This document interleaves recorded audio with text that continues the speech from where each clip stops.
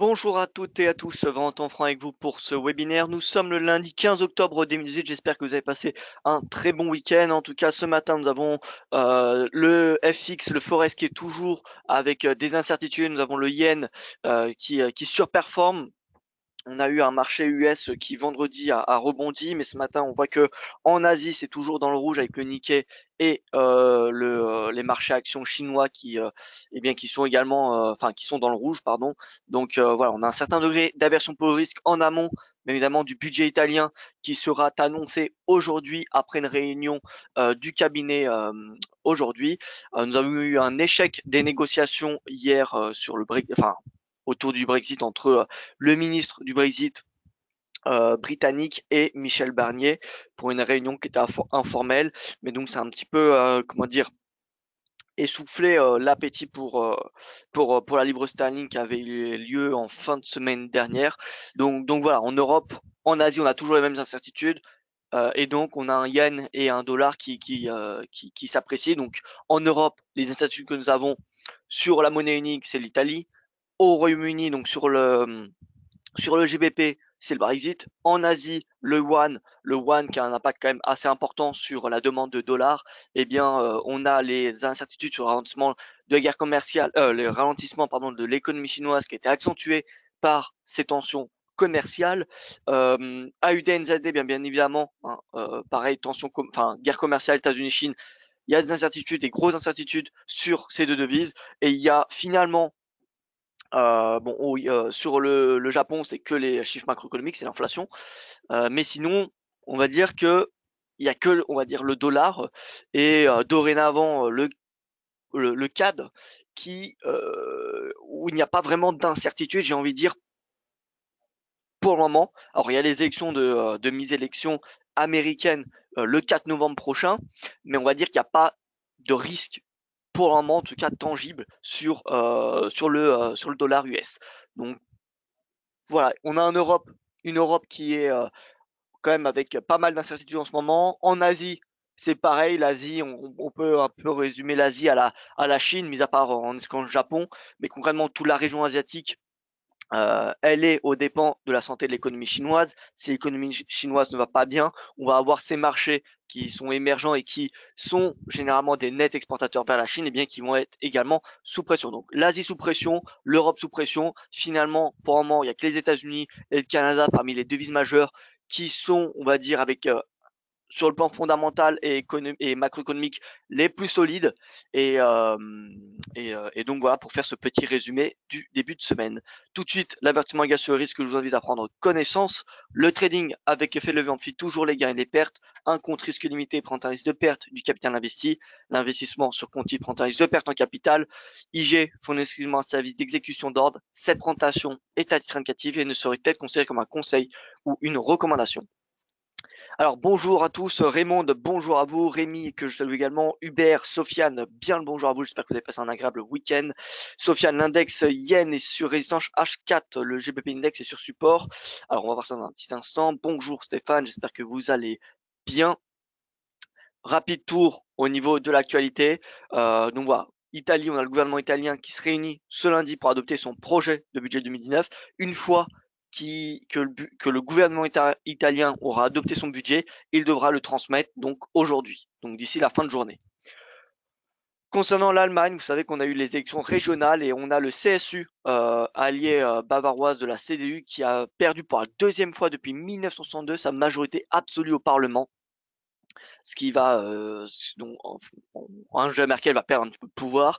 Les Verts favorables à l'immigration qui doublent le score avec 17,% et ils sont suivis par l'alternative pour l'Allemagne, AfD, parti d'extrême droite qui fait son entrée en Parlement régional avec 10,7% des voix. Pas d'impact sur l'euro suite à ces élections pour le moment. Voilà. Concernant le Brexit, donc comme je vous l'ai dit, on a les deux partis qui alors, pardon, les deux parties ne sont parvenues à trouver un accord. Excusez-moi, j'ai mal écrit. Comme quoi, vous voyez, c'est pas pour ceux qui avaient des doutes, c'est du copier-coller. Eh bien non. Donc, les deux parties ne sont pas parvenues à trouver un accord sur la frontière irlandaise dimanche. Michel Barnier a par ailleurs déclaré, après sa rencontre avec Dominic Raab, qui est le ministre du Brexit britannique, qu'en dépit d'intenses efforts, certaines questions essentielles n'étaient toujours pas réglé. Donc, livre sterling qui sous-performe ce matin.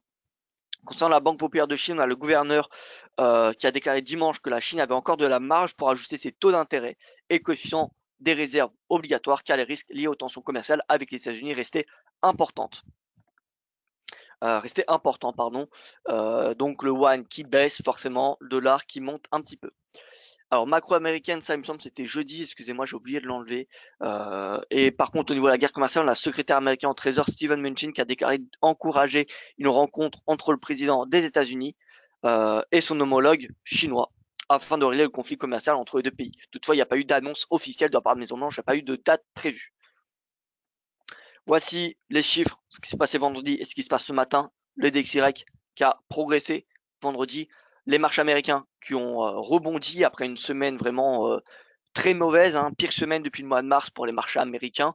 Le Nasdaq 100 qui a rebondi de 2,77%, mais ce qui ne permet pas de compenser la baisse de la semaine dernière. C'est un rebond plutôt technique. Je vous rappelle que demain, nous avons les résultats de Netflix. Ce sera le premier mastodonte technologique à publier ses résultats du troisième trimestre.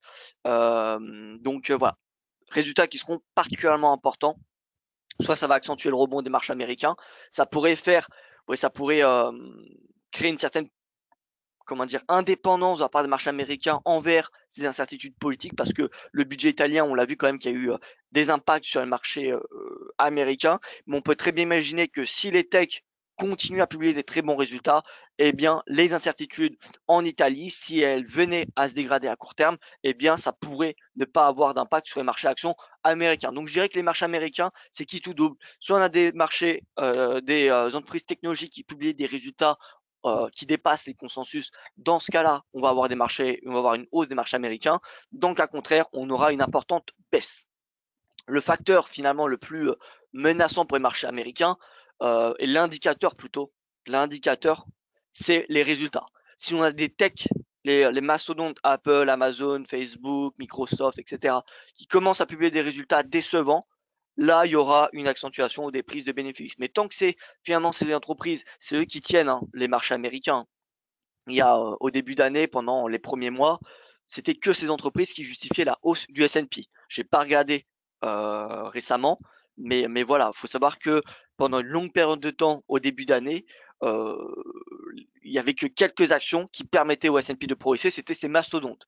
Ces mastodontes technologiques ont un poids tellement important dans le S&P, il me semble que c'est 15% hein, pour les GAFA Fang, 15 ou quelque chose comme ça. Eh bien, c'est grâce à ces entreprises, c'est peu d'entreprises, finalement il y avait peut-être une dizaine, hein, et bien que le S&P 500 progressait. Donc voilà, en fait, c'est le pilier de Wall Street, c'est les techs. Tant que les techs continueront à publier des résultats, on va dire que les marchés américains on va dire, ont de quoi être payés encore. Voilà, les positions longues se justifient. Maintenant, si demain on a des résultats d'entreprises qui commencent à baisser et à décevoir, là, par contre, ça pourrait créer une baisse importante des marchés actions. Donc cette semaine, ça va être qui tout double. Si Netflix publie des résultats bons, très bons, on va avoir probablement un rallye haussier des marchés américains.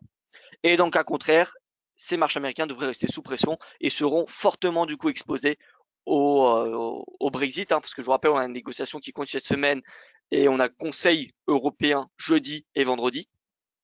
D'accord, donc on a les 27, les 28 qui se réunissent jeudi et vendredi.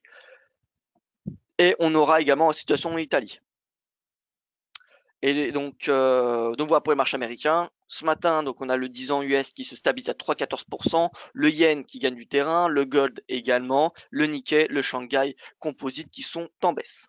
Au niveau du calendrier économique, le focus sera porté sur les ventes au détail américaines, qui dit hausse des ventes au détail dit hausse de la consommation et donc hausse de l'inflation.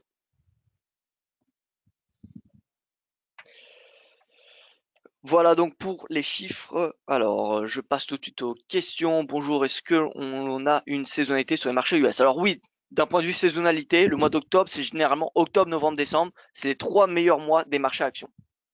C'est les 3 meilleurs mois. Mais pour le moment, on voit que le mois d'octobre a très mal débuté pour les marchés actions. Alors qu'à l'inverse, le mois de septembre, normalement, c'est un très mauvais mois.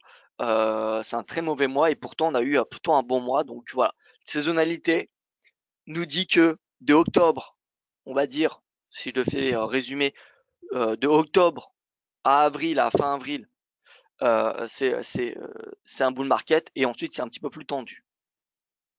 À part pour les techs. À part pour les techs. Donc voilà, ça c'est la saisonnalité. Maintenant, ça ne veut pas dire que on va toujours avoir un rallye haussier en octobre et un début d'une correction en mai. Voilà, donc on voit ce matin, on a une nette surperformance du yen, on a une nette sous-performance du GBP. Donc de ce fait, le GBP yen devrait être assez bien en tendance finalement, alors que les paires en euros sont stables. Vous voyez que l'euro, le dollar, c'est assez stable. Tous les autres finalement devises sont plutôt stables, hein. Vous voyez que c'est entre du 0,15 et du moins 0,03 entre le USD et le CAD. On a vraiment ces deux devises yen, CHF qui surperforment. Donc c'est bien de la version progress que nous avons. En plus de cela, on a l'or qui progresse. On a l'or qui progresse et qui même surperforme l'euro. Voilà, on a le yuan également qui est en baisse. On a le pétrole qui est en hausse, plus 0,81%. Alors a priori, c'est parce que vous savez, il y a eu un journaliste qui a été enlevé. Un journaliste qui a été enlevé et on a plusieurs pays, dont les États-Unis, enfin surtout les États-Unis, qui font pression sur l'Arabie Saoudite pour résoudre cette enquête. Donc voilà, on a un pétrole qui est sous pression. Donc on passe sur nos index rapidement. Le JBP gap baissier. On revient sur ce niveau de support où l'offre où la demande pourrait être assez importante puisque ce fut une résistance, ce fut également une période de consolidation au mois de juin-juillet, mais également au début d'année. Si on se met en weekly, regardez, on est toujours dans un canal haussier, donc c'est dans ce canal, je pense, dans cette tendance finalement qu'il faut se positionner dans le cadre de ces renégociations du Brexit. Voilà, donc tout retour, vous voyez, dans cette zone de support, peut-être un niveau de prix intéressant pour passer à l'achat. Au niveau du yen, plus 0,32, donc le yen continue à progresser. Voilà, d'un point de vue swing trading moyen terme, perspective haussière jusqu'en haut de ce range. Vous voyez, le RSI est toujours bull. Si on se met en 4 heures, est-ce qu'on a une divergence? Pour le moment, oui, on a une divergence. Sommet, sommet, sommet, sommet. Donc voilà, si on passe sous 50, ça pourrait être un signal baissier. Au niveau de l'euro, on est toujours en hausse également, en très légère hausse, hein. Nous sommes en très légère hausse, mais bon.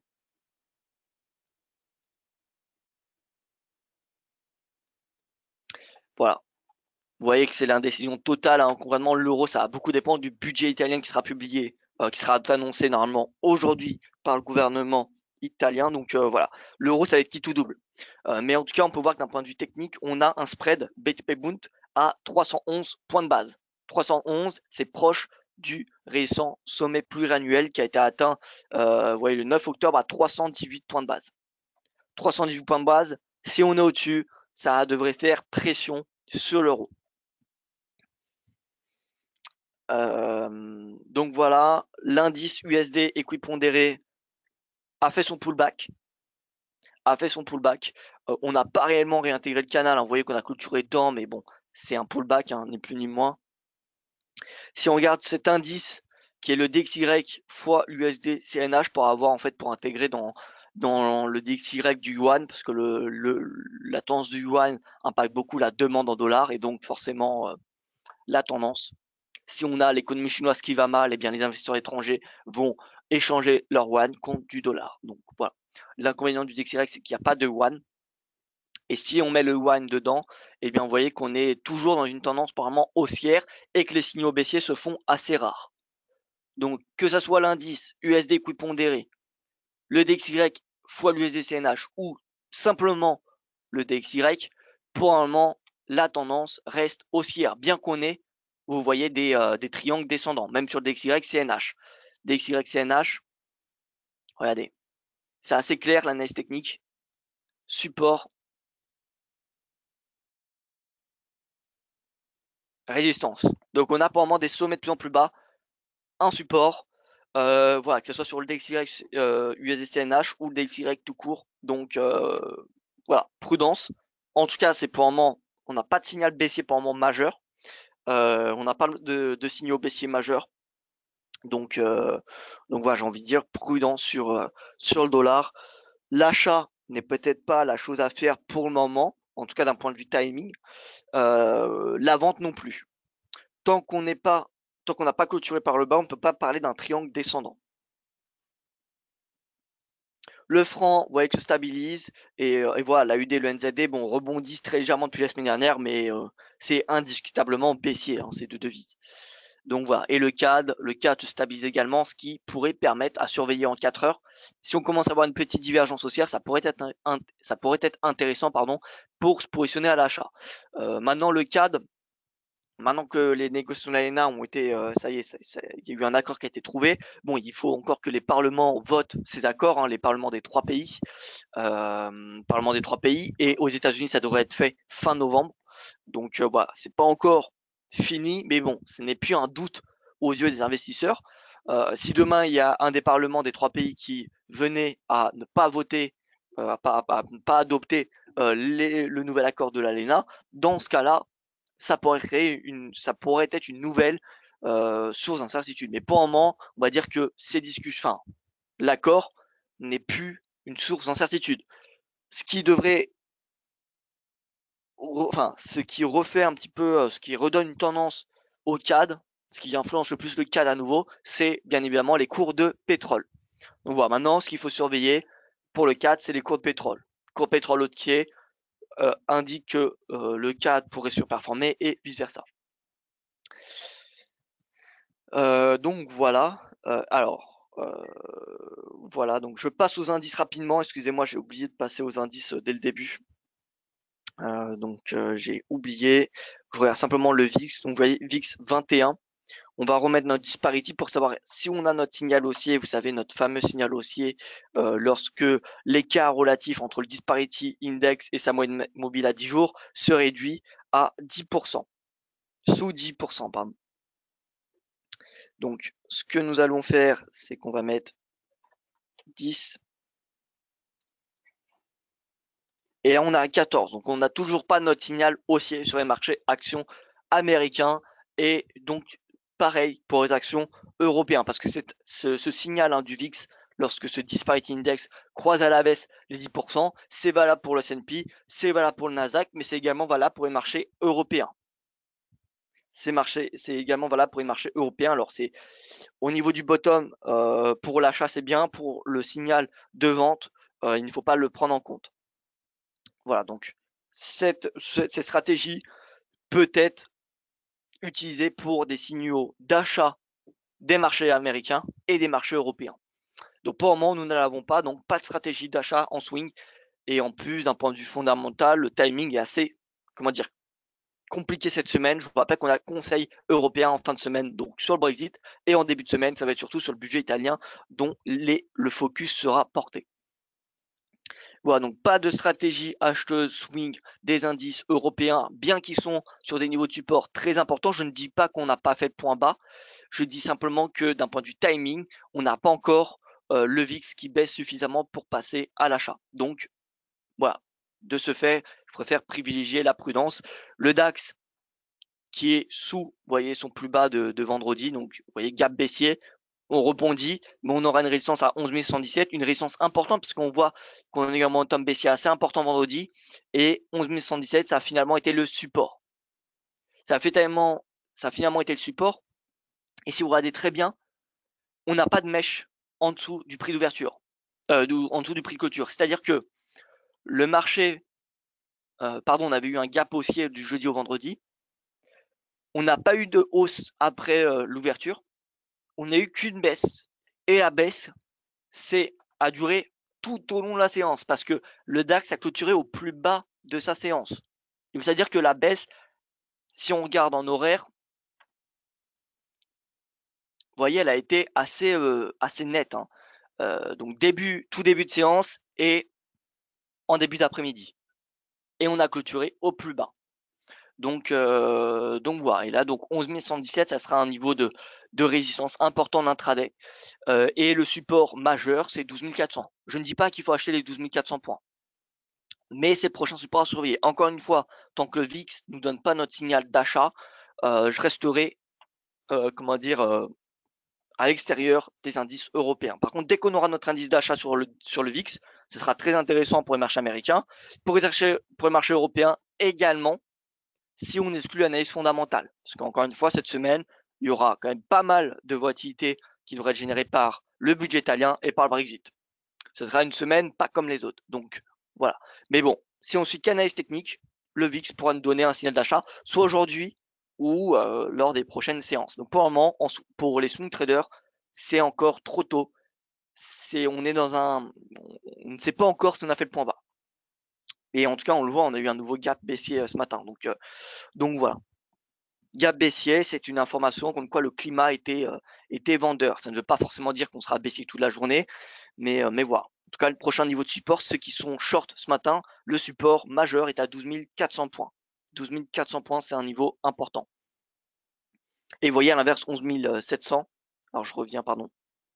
11 700, regardez. Ça, c'est la résistance et en plus, c'est un pivot hebdomadaire. Donc là, 11 700, ce sera un niveau clé. Ça sera un niveau clé. Si on dépasse les 11 700, ça renforcera les perspectives haussières. Enfin, pour les perspectives haussières des personnes qui sont haussiers. Le CAC, pareil, on n'a pas de gap baissier, pardon. Nous n'avons pas de gap baissier. Et d'ailleurs, en 4 heures, on voit qu'on a un RSI qui est en train de former un bottom. Alors en daily, regardez, on clôture au plus bas de cette oblique haussière, ce qui n'est pas le cas pour le DAX. Donc on a quand même un CAC qui est dans une meilleure configuration technique, un petit peu plus optimiste que le DAX. Donc le CAC, certes, on évolue en dessous du canal en intraday, mais on a eu la clôture de la semaine dans le canal. Donc ça, c'est dans le canal, au-dessus de cette oblique, pardon. Donc ça, c'est un bon point. En 4 heures, on peut voir qu'on a une légère divergence haussière. Je vous la fais voir. Vous voyez, creux, et voilà, creux. Donc très légère divergence. Encore une fois, on n'a pas encore notre signal d'achat sur le VIX, donc on va rester à l'écart. En tout cas, le prochain support majeur, c'est 5050. Si le CAC venait à baisser, ce qui est possible, ça va être qui tout double au niveau du budget italien. Ça devrait être assez volatile. Donc voilà. Soit on passe à 5500, 5050, ou soit on rebondit à 5181.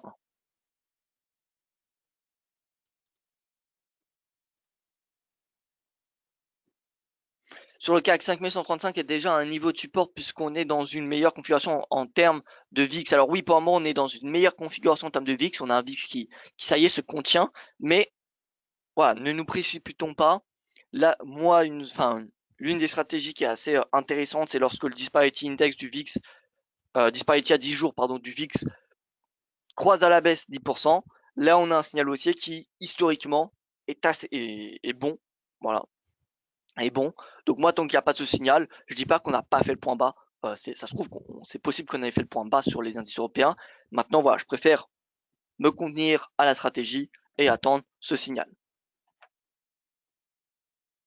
Sofiane, qui nous dit payer l'AUD contre le dollar, c'est possible. Alors on va voir dans un petit instant. Moi, je trouve ça compliqué, mais voilà. Déjà, on est sur les indices. Je continue sur les indices. Donc, indice européen, ça va être qui tout double aujourd'hui, puisque je vous rappelle, on a le ROM qui va annoncer son budget, émettre son budget à Bruxelles et qui va également le présenter. Donc voilà, ça va être deuxième partie de journée. À mon avis, ça va être assez volatile. Soit Rome publie son budget après la fermeture des marchés, et dans ce cas, c'est demain matin qu'il faudra faire extrêmement attention.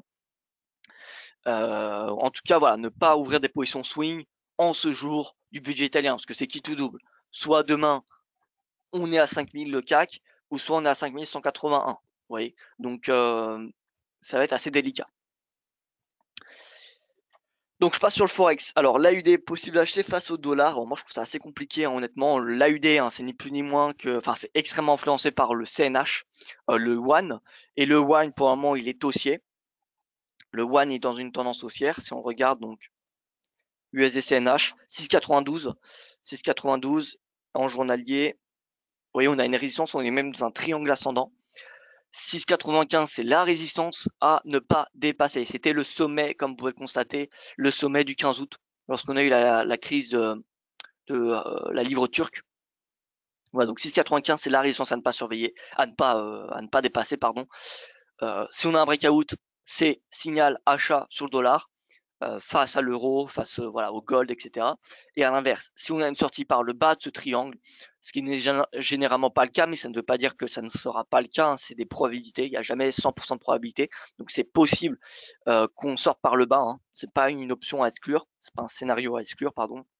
Donc si on sort par le bas, par contre là on aura un signal baissier assez intéressant sur le dollar et donc haussier sur l'euro, haussier sur le gold et voilà face à l'AUD également. Mais tant que l'USD-CNH est dans une tendance haussière qui est matérialisée par les moyennes mobiles, par le nuage Ishimoku ou par ce triangle ascendant, l'AUD, le NZD resteront les premiers sous pression. Donc non, pour moi l'AUD ne se paye pas face au dollar, même si on a un rebond ce matin. En termes de ratio risque-rendement, en termes de probabilité de hausse, probabilité de baisse, les probabilités tournent beaucoup plus en faveur d'une baisse. En 4 heures, regardons ce que nous avons. Est-ce qu'on n'a pas une divergence? Pour le moment, j'ai pas l'impression qu'on a réellement une divergence. Légèrement, très très légèrement, mais bon, on n'a pas le signal. On n'a pas de signal vendeur. Donc attendons que l'AUD termine son rebond. Je dis pas qu'on n'aura pas de rebond, hein, mais le rebond me semble assez limité dans le temps et dans l'amplitude. Voilà, on a une résistance qui est assez importante à 0,7145. Donc c'est possible que l'AUD-USD grimpe encore d'une vingtaine de pips, peut-être un petit peu plus. Mais voilà, les perspectives haussières sont extrêmement limitées. Si vous regardez en daily, quand même, on a un momentum extrêmement bearish. L'AUD évolue sous ses moyennes mobiles à 20, 50, 100, 200 périodes. Il évolue dans un canal baissier et la lagging span est non seulement sous le nuage, mais également sous le prix. Et on a RSI à 44. Donc voilà, on n'a pas vraiment de facteur qui justifierait une position acheteuse. En tout cas, je n'en vois pas sur l'AUD.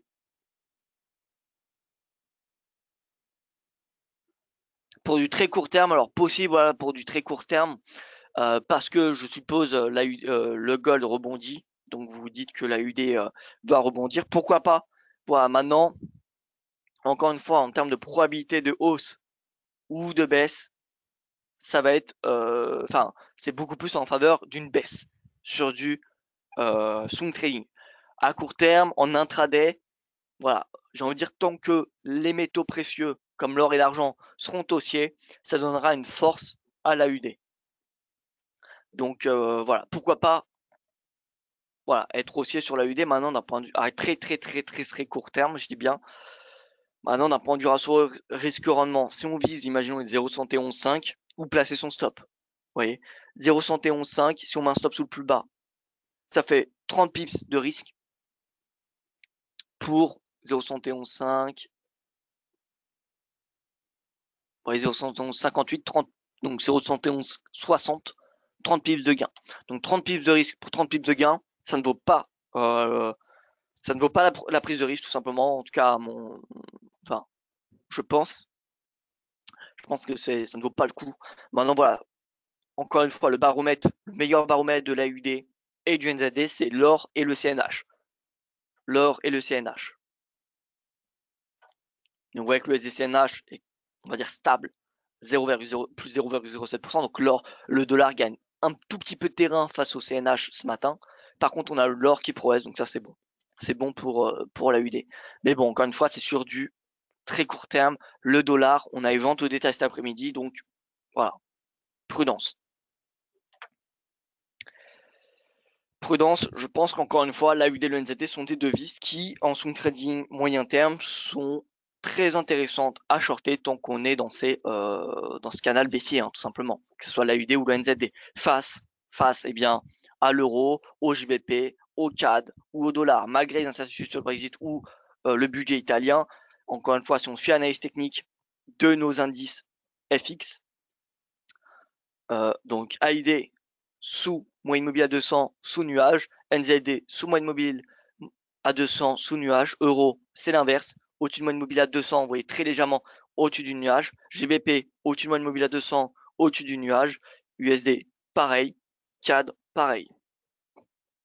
Donc voilà, pour moi ces quatre devises, CAD, USD, euro, GBP, sont des devises qui sont encore techniquement intéressantes à payer face à des devises sous pression et techniquement sous pression comme on le voit face à l'AUD et au NZD.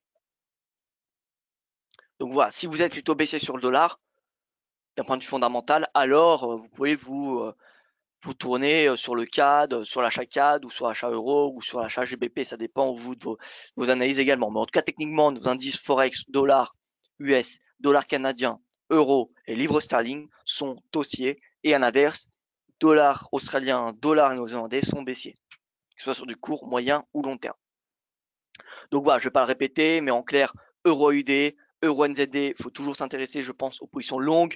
Un croisement du stochastique en 4 heures, un croisement du stochastique en 1 heure peut donner un signal d'achat, pardon, que ce soit l'euro AUD, l'euro NZD, mais également le GBP AUD et le GBP NZD. Maintenant, faut être conscient que sur l'euro et le GBP, à court terme, on devrait avoir une certaine volatilité parce qu'on a le Brexit et le budget italien, donc il ne faut pas non plus mettre des stops trop serrés.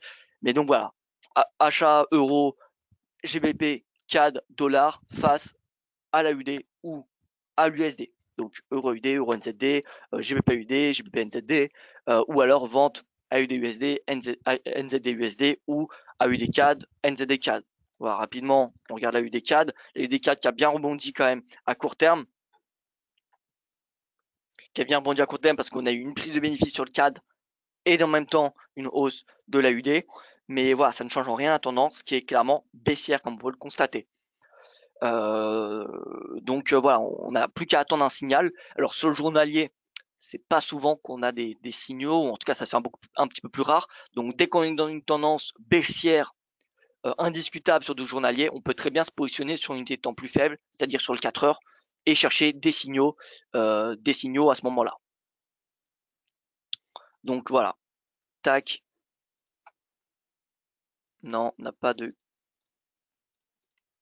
Donc voilà, on est en journalier. AUD CAD, 4 heures, on n'a pas encore de signal baissier comme on peut le constater. On a, oui, un RSI qui est bien bullish. On n'a pas de divergence. Donc, qui dit qu'il n'y a pas de divergence dit que pour le moment, le momentum est toujours, enfin, la hausse du prix est toujours accompagnée par le momentum. Voilà, donc on peut très bien s'attendre à ce que l'AUD CAD continue sa hausse jusqu'à 0,9326. Ce n'est pas impossible. Donc l'AUD CAD, pour le moment, pas de signaux vendeurs à court terme. Si on a un croisement du stochastique à la baisse, pourquoi pas? Maintenant, attention, le stochastique émerge, je trouve, personnellement, un peu plus de faux signaux que le RSI. Voilà, donc soit on attend des signaux du RSI, soit on attend des signaux du stochastique ou de la MACD. Finalement, c'est des oscillateurs et ils se ressemblent plus ou moins. Donc voilà, on attend, on se met sur du 4 heures sur ces 8 paires. Donc je rappelle, euro UD, euro NZD, GBP UD, GBP NZD, AUD USD, NZD USD ou AUD CAD, NZD CAD. Voilà, il y a ces 8 paires qui sont intéressantes où il faut, pour moi, où j'ai une perspective plutôt baissière sur l'AUD. Donc voilà, je vais les écrire rapidement. Voilà, euro AUD, euro NZD.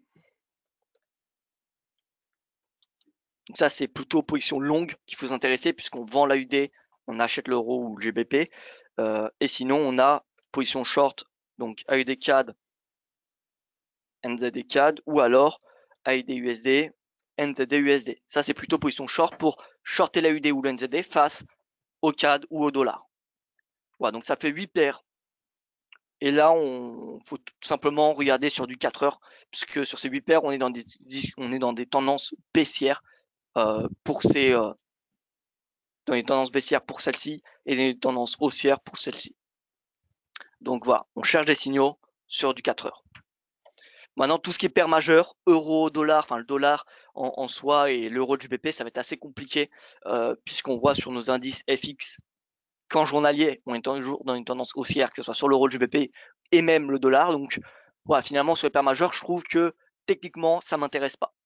Techniquement, on n'a pas les tendances des tendances suffisamment claires. L'absence de tendances claires, enfin, ce qu'on trade avant tout, le mieux, c'est les tendances.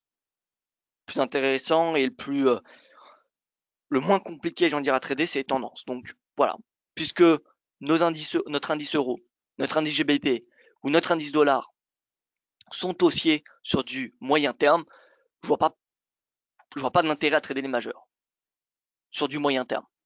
Maintenant, si imaginons demain on venait à avoir l'euro qui passerait dans une tendance baissière ou le dollar, dans ce cas-là, on pourrait trader ces paires, l'euro-dollar ou le GBP USD, etc. Mais pour le moment, que ce soit euro, GBP, CAD ou dollar US, eh bien, elles sont toutes les quatre dans des tendances baissières, donc je vois pas dans des tendances haussières, donc je ne vois pas d'intérêt à se positionner sur des paires majeures comme l'euro-dollar, le GBP USD ou l'USD CAD.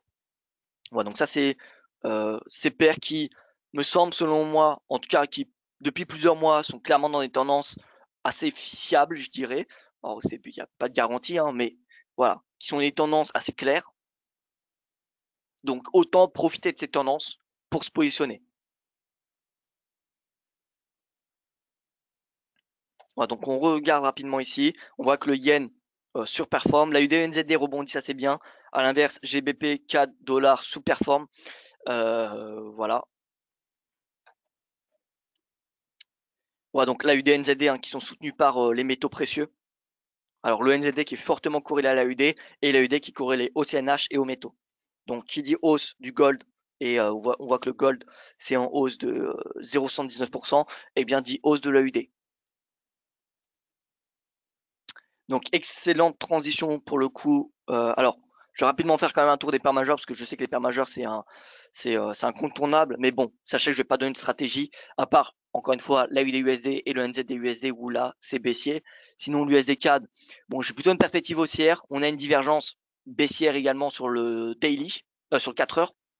Maintenant on n'a pas encore signal baissier puisque le RSI n'a pas clôturé sous 50 et même si on clôture sous 50, sachez que c'est compliqué de trader les divergences. C'est-à-dire que les divergences, c'est pas du 100%. Et ça reste de la contre-tendance. Si vous regardez les divergences, ça apparaît en contre-tendance la plupart du temps. Donc c'est très risqué de trader les divergences. Maintenant, on voit qu'on arrive près du sommet plus haut de 20 jours, qui est ce canal de Donchamp, hein, c'est le plus bas et le plus haut de 20 jours. Donc voilà, 1,30, 80, ça serait une résistance quand même assez importante. L'USD-CHF, bon, je pense que c'est direction la parité. Je pense que c'est direction la parité. Maintenant, encore une fois, il n'y a pas de stratégie à court terme. USD Yen sous pression, retour à 111. Là, on est en bas d'un canal. Donc, peut-être qu'on va avoir un rebond de l'USD Yen. En tout cas, le RSI à noter qui est passé bearish puisqu'il est sous 50. Donc, on a un momentum qui est clairement baissier à court terme. Et si on venait à dépasser ce canal, bon, il faudra faire attention à l'action de la lagging span au niveau du nuage, d'autant plus que c'est également avec le prix, ça coïncide, le nuage et le prix sont ensemble, donc ça pourrait être un support. Mais si on a la lagging span qui traverse le prix et le nuage, dans ce cas-là, c'est baissier jusqu'à la mode mobile à 200, c'est-à-dire aux alentours des 110. Et voilà, l'euro-dollar, bon, euro-dollar, résistance, on voit qu'on a eu des vendeurs qui sont manifestés à 1,16. Et voilà, le support il est à 1,15. L'euro-dollar ressemble extrêmement quand même à l'USD CNH. Si vous regardez euro-dollar, alors plutôt on va mettre l'USD CNH. Voilà, USD CNH, je vais enlever voilà, les graphiques.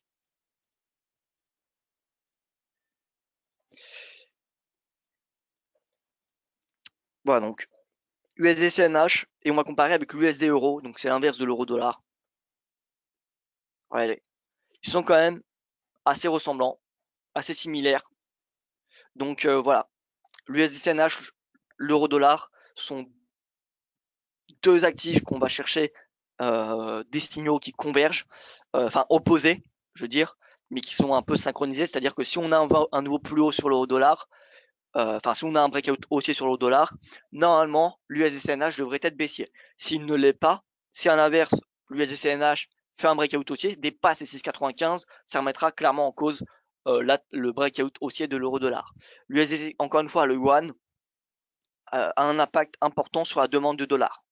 Si on a l'économie chinoise qui va bien et on a des perspectives qui s'améliorent, les investisseurs vont acheter du yuan et ça se fait en échange de dollars. Donc, ils vont vendre leurs dollars, acheter du yuan. À l'inverse, si on a des perspectives en Chine qui se dégradent, qu'est-ce qu'on fait? Qu'est-ce que font les investisseurs? Ils vendent du yuan, ils achètent du dollar. Donc, voilà, l'euro, le yuan, enfin, la zone euro et la Chine sont deux régions qui influence quand même pas mal la demande en dollars. Donc c'est de ce fait des régions à surveiller de très près pour avoir une idée de la tendance du dollar USD.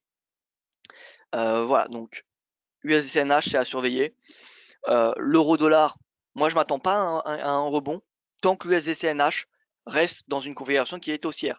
Si demain l'USDCNH passait, vous voyez, clôturant en dessous de ce triangle descendant, ça sera un signal baissier direction les 6,75 pardon, 6,75 et dans ce cas-là, l'euro-dollar, ça pourrait se payer jusqu'à 1,18.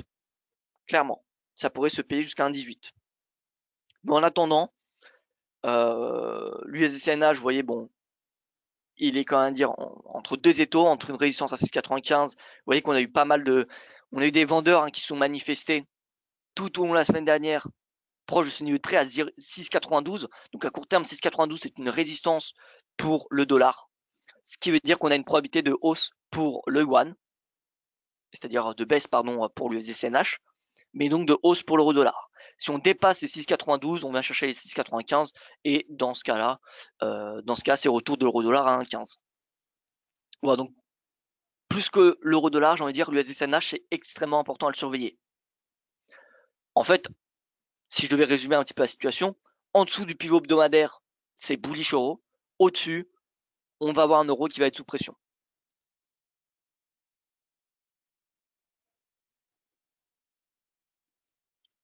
Voilà, donc l'USD-CNH, là on arrive dans un niveau de timing assez important, puisqu'on voit que les taux se resserrent de plus en plus entre cette oblique haussière et cette résistance à 6,95. Donc voilà.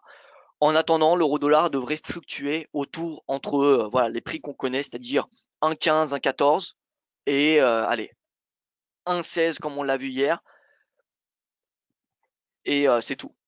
Concrètement, la perspective est plutôt baissière sur l'euro, à part si on a un budget italien qui est conforme aux normes de Bruxelles. Mais sinon, on a plutôt des perspectives, baissières sur l'euro à court terme, tant que, encore une fois, l'USD-CNH évolue dans ce triangle. Qui dit hausse de l'USD-CNH dit euro-dollar sous pression. Donc, tant qu'on est en ce triangle, concrètement, c'est très compliqué à mettre en place des stratégies acheteuses sur euro-dollar de moyen terme. Par contre, si demain on venait avoir un signal baissier majeur sur le SDCNH en passant en dessous de ce triangle ou en ayant une grosse divergence baissière, dans ce cas-là, pourquoi pas, oui, acheter l'euro-dollar. En 4 heures, regardez, en 4 heures, on n'a pas de signal baissier non plus. Donc en intraday, ça va être compliqué de dire achat ou vente. En intraday, en horaire, l'USD-CNH, pareil, c'est plutôt bullish. Vous voyez, RSI au-dessus de 50, prix au-dessus de ses moyennes mobiles à court terme, 20, 50 ou 200 heures. Donc l'euro-dollar sous pression. Si ça vient s'inverser, c'est-à-dire si l'USD-CNH passe sous ses moyennes mobiles et que son RSI passe sous 50, dans ce cas, l'euro-dollar sera boule de façon importante. Mais voilà, en plus de l'USD-CNH, j'ai envie de dire que le budget italien, c'est un facteur important pour l'euro-dollar. Donc ça va être, on a vu l'euro-dollar va être assez volatile aujourd'hui. Et tout au long de la semaine, ainsi que le GBP-USD. Donc pas de stratégie sur l'euro-dollar ou le GBP-USD à court terme. L'or, 1228 dollars, donc l'or haussier. Techniquement, on a eu breakout qui a été fait jeudi. On a eu le pullback presque au pips près qui a été fait le jour suivant. Et là, on a la nouvelle hausse. Hausse alimentée finalement par un dollar sous pression. On voit que le DXY est en baisse. Bon, on a l'USD-CNH encore une fois qui est en hausse. Mais bon, on va dire que c'est très très léger. Hein. On a plus 0,05%. On peut plutôt parler de neutre que de hausse. Donc voilà, et en plus, si on regarde le USD-CNH en horaire, il baisse. Donc voilà, à très court terme, le dollar se vend, ce qui permet alors de progresser. La prochaine résistance, là où on devrait avoir des prises de bénéfices et des vendeurs, ça pourrait être à 1238 dollars, 1240 à peu près, qui correspond ni plus ni moins à 38% de retracement de cette tendance. Donc à 38%, là on pourrait avoir des vendeurs et des prises de bénéfices de stratégie acheteuse. Donc là, le gold, pour ceux qui sont à l'achat, premier objectif 1940, ça ne veut pas dire qu'on va forcément avoir une baisse. C'est pour ça qu'il faut surveiller l'horaire ou 4 heures si on n'a pas de signaux baissiers, si on n'a pas de grosses divergences. L'absence de divergence nous permet de rester long, enfin permet aux acheteurs de rester long sur le gold. Nous, on n'a pas de stratégie, en tout cas, je n'ai pas émis de stratégie acheteuse sur l'or. Enfin, j'avais dit que si voilà, on sortait par le haut de ce triangle et de cette oblique haussière, ça serait haussier jusqu'à 1240. Donc en soi, je pense que l'or a toutes ses chances d'aller chercher à court terme 1240. Même si l'USD-CNH progresse très légèrement, vous voyez, tant que c'est une hausse très limitée, tout est une question de momentum en fait. Si l'USD-CNH progresse, mais de façon extrêmement faible, comme ce qu'on a ce matin, ça ne va pas faire pression énormément sur l'or ou sur l'euro. Par contre, si on a une hausse de 0,20, 0,30% sur le SDCNH, là on a des paires majeures qui sont sous pression et on a une once d'or qui est sous pression. Mais là on voit que voilà, le DXY c'était très légère baisse, le SDCNH c'est presque neutre, vous voyez, donc l'or c'est haussier. L'or c'est haussier. Et on n'a pas de signaux baissiers, que ce soit sur du journalier ou sur du 4 heures. Et même sur du horaire, je pense. Horaire, vous voyez qu'on n'a pas de stratégie, on n'a pas de signaux baissiers. Donc là, c'est direction en fait 1235 à court terme. 1235. Et pour ce qui est des cours de pétrole, alors, cours de pétrole, vous voyez qu'on a fait un magnifique pullback techniquement à l'ancien sommet, hein, 80,44 dollars. 80,44 dollars. On a eu un gap haussier ce lundi et ça rebaisse.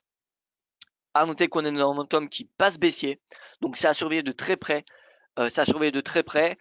Voilà, encore une fois, là on est dans une tendance qui est clairement haussière, même si on a réintégré la moyenne mobile à 20 jours, on est au-dessus de la moyenne mobile à 50, à 100 ou à 200 périodes. En 4 heures, pas de signaux haussiers, on n'a pas de divergence. Donc, ce qui nous indique que la baisse pourrait continuer. En horaire, par contre, là, on a quelque chose d'assez intéressant. Regardez. On a cette magnifique divergence qui a été, donc on a eu un signal lundi, donc cette nuit en fait, lorsque le RSI est passé au-dessus de 50. Mais on voit que là, ça réintègre, donc voilà, ça dégrade un petit peu les perspectives à court terme, mais bon. Voilà, on a quand même une tendance, enfin une divergence haussière en 1 heure, donc on peut estimer, on peut s'attendre peut-être à un retour à la hausse. Voilà, en tout cas, pas de signaux majeurs. Hein. Sur du 4 heures, on n'a pas de divergence, donc j'ai envie de dire patience hein, finalement. On peut très bien voir quelque chose comme cela. Vous voyez, donc là, on va venir chercher peut-être le S1, mais en fait, on va chercher un nouveau creux. Et là, on va pas faire un nouveau creux. Donc, on va avoir une divergence sur du 4 heures qui va se créer. C'est fortement possible qu'on ait une divergence 4 heures qui se forme sur du 4 heures. Une divergence, pardon, haussière qui se forme sur du 4 heures. Si on a une divergence haussière qui se forme du 4 heures, ça veut dire qu'on aura un nouveau creux à court terme du Brent, mais pas du RSI. Voilà. Donc, Brent, pour le moment, pas de signaux sur du 4 heures, pas de signaux sur du horaire, pas de signaux d'achat ni de vente. Parce qu'on n'a pas le breakout en dessous des 80, enfin de cette zone de, comment dire, de résistance. Voilà. Par contre, si on est à dépasser, si on est à clôturer sous 80 dollars, eh bien, ce serait un signal baissier, direction, voilà, le plus bas de 20 jours, 77 et quelques. Le brut a réintégré ses anciens sommets. Voyez, ses anciens sommets équivalents qui est à 72,88. Le RSI qui est dans la même position, le prix également à court terme, vous voyez qu'il y a haussier et on rebaisse à court terme. Maintenant 4 heures, pas de divergence non plus. Le WTI en horaire, enfin en 4 heures, est identique au Brent sur les dernières séances. Donc voilà, ce qu'on a dit sur le Brent équivaut également sur le WTI.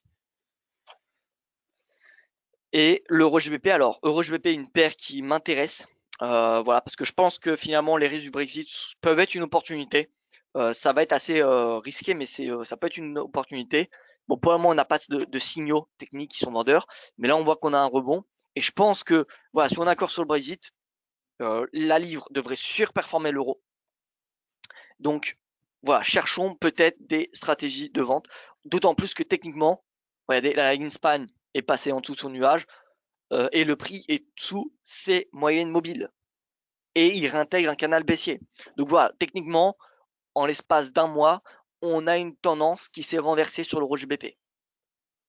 Donc voilà, si on revient à cette moyenne mobile 200 jours qui correspond également à la résistance de cet ancien canal baissier, eh bien ça pourrait être un point d'entrée pour passer à la vente. En tout cas, c'est un point d'entrée c'est un niveau de prix qu'il faudra surveiller parce que sur le 4 heures ou sur du horaire, on pourrait avoir des signaux baissiers qui se formeraient. Et si on a des signaux baissiers qui se forment proche de cette résistance, ça pourrait être une opportunité pour passer à la vente. Donc vous voyez vers 0,88, faut surveiller de très près l'euro GBP.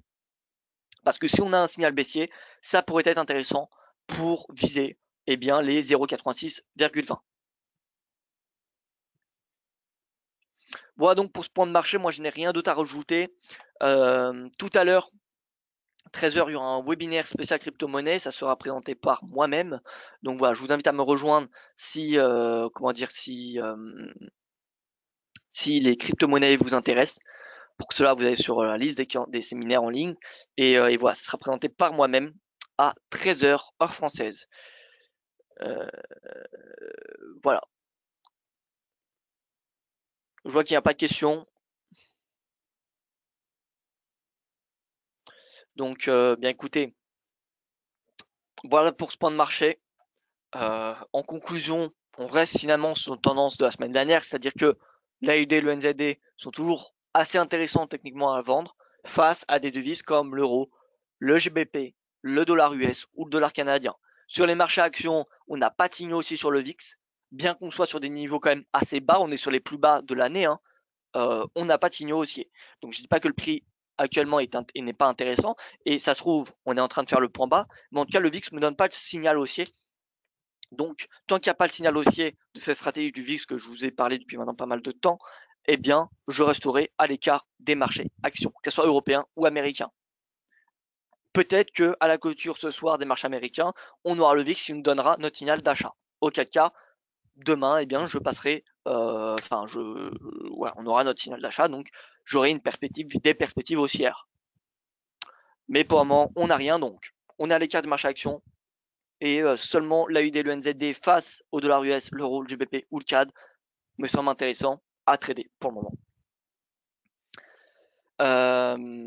Alors Philippe qui nous dit pour la volatilité en intraday, pour savoir si on va être en range, vous utiliserez quel indicateur surtout? Alors pour prédire la volatilité, il n'y en a pas vraiment, hein, c'est calendrier macro, c'est également ce qui se passe d'un point de vue politique. Là on sait qu'aujourd'hui on aura la publication, l'annonce du budget italien, on n'a pas d'heure, donc disons que la volatilité peut comment dire,